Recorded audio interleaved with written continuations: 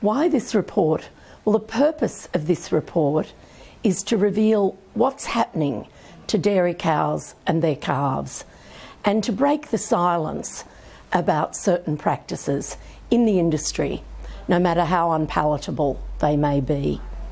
The fact is that the dairy industry has been incredibly successful in presenting and selling an image of their industry, which is essentially about happy, contented cows in the sunshine, eating and chomping away in green fields. Now, we're not saying that's a false picture, but it's a very, very small part of the picture, and it doesn't reveal the actual lives of the cows, and that's what we've tried to do in this report. The industry has been able to pretty much sell the industry on the basis of several points. The first one is that dairy is essential for human health. The second one is that dairy cows actually need to be milked for their health and welfare. Related to that is the point that dairy is a non-harm industry. And finally, that dairy farmers are battlers, and that they work hard, they're not paid enough, and that they need public support. Voiceless has no argument with that last point.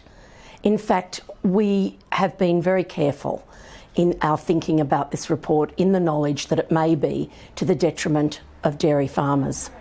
But the fact is the industry has been successful in presenting those first 3 points as facts, and so in a sense has escaped the scrutiny of other animal-based industries and has flown under the radar. And what you won't see in the beautiful publicity for Australian dairy are undernourished cows with very little muscle and huge pendulous udders. A cow that has been purpose-bred for high milk production and a large udder, and a cow who never gets to raise her calf. So we believe it's time that the real facts of dairy were made available to the Australian consumer, and at the same time that Voiceless is able to present some alternative scenarios to the one being enacted at the moment, which is based on high volume. It's important to know that the modern dairy cow has been purpose-bred for a big udder and to maximise milk production. In fact, the cow now produces 3 times the amount of milk that she produced 50 years ago, and indeed now produces 10 times the amount of milk necessary to raise a calf. This puts a great strain on the body of the cow, so much so that many dairy cows suffer from undernourishment and metabolic disorders. The strain that the cow is under also puts her body under stress and makes it more vulnerable for bacterial and viral diseases. So the first welfare concern is the fact that, in a sense, the cow is simply overworked. The dairy expert John Webster has said that for many cows it's actually not possible for them to have enough hours in the day to eat what they need to eat, to look after their own nutritional needs, plus produce the volume of milk that's required of them. So this leads to a number of welfare issues. But before we go on to those, it's important to know how the cow gets to produce milk in the first place. It's not natural for an animal to be continuously producing milk. The cow, like all mammals, including ourselves, can only produce milk after she's given birth to a calf. So this means for the dairy cow that she must have a calf around every 13 months.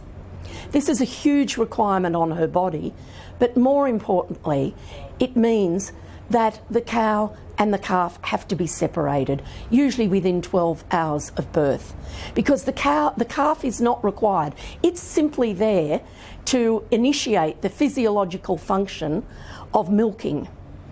So that's the first really serious welfare issue that we see in Australian dairy, indeed dairying worldwide is the fact that this absolutely quintessential mother, loving maternal creature, never gets to raise her own calf and goes through we don't know what pain at the separation of her calf. What we do know is she shows all the signs of being in all sorts of distress when the calf is removed.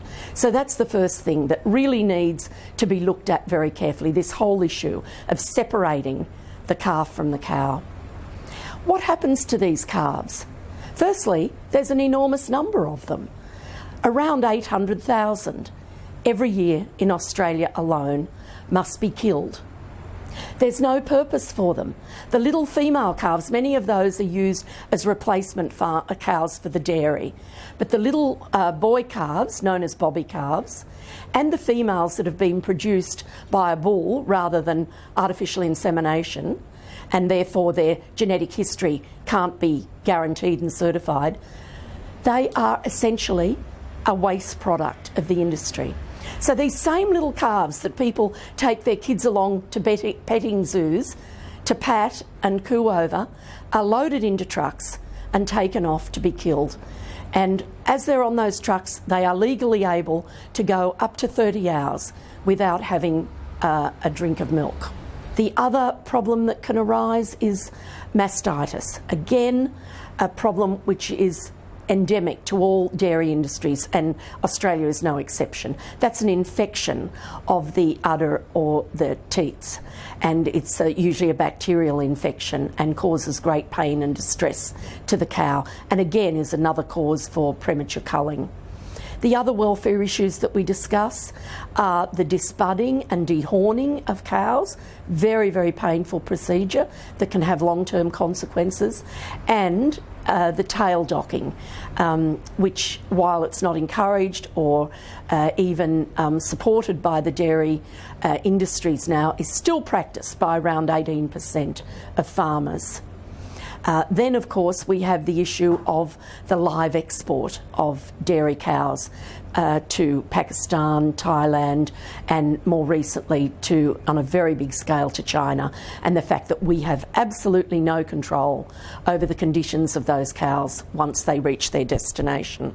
So they are the main welfare issues associated with Australian dairy, and they're issues that we believe the public need to know about and need to use those as a basis for making decisions about their dairy consumption. Well, the first thing, and probably the most important, is not to turn away. It's really hard for all of us to face up to what's happening to animals, and it's really unpleasant and it's really painful. And it's easy to turn away. So the first thing I would say to people is please read the report. Don't take the easy way out. Look at it in the face, because it's only when we do that that we're spurred on to take some action. No matter how hard it is, it's much harder for the cows. So that's the first thing. Look at it in the face, look at the facts, and then make a judgment. Following that, it could be to ask dairy producers some questions. What do you do with your baby calves? How long do they stay with their mothers? What happens to them at the end of that period? What happens to the cows with lameness and with mastitis? How long do your cows live? The fact is that in the wild, in nature, a cow will live for 25 years. Most dairy cows don't get beyond 5 or 6. How old are your dairy cows? What's the average age? The other thing you can do is encourage retailers to offer animal-friendly products. If people are going to consume dairy, look at the dairy producers that are creating the best welfare conditions for their cows. Organic dairies, small farms where cows are kept with their calves. We have some examples of that in the report. Alternative models of raising animals to produce dairy. So that's another thing that consumers can do. The other thing is consider dairy alternatives. Consider if we must have a liquid white substance on our cereal, It doesn't have to come from a living creature whose calf has been stolen to produce that milk in the carton. We can use rice milk, soy milk, almond milk. There are all sorts of alternatives for us to use now that are really, really palatable. And the other thing is to build awareness of people around you. Most people mean well. Most people think dairy is a non-harm industry and there's no harm in milk. Talk about it. Raise the issues with them. And write to your local MP.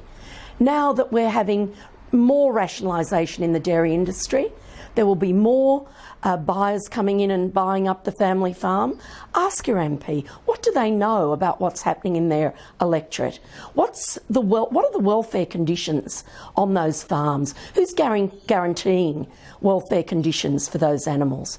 So they're just some of the things that people can do. But above all, read the report, understand it, and talk about it, and then make some decisions based on that.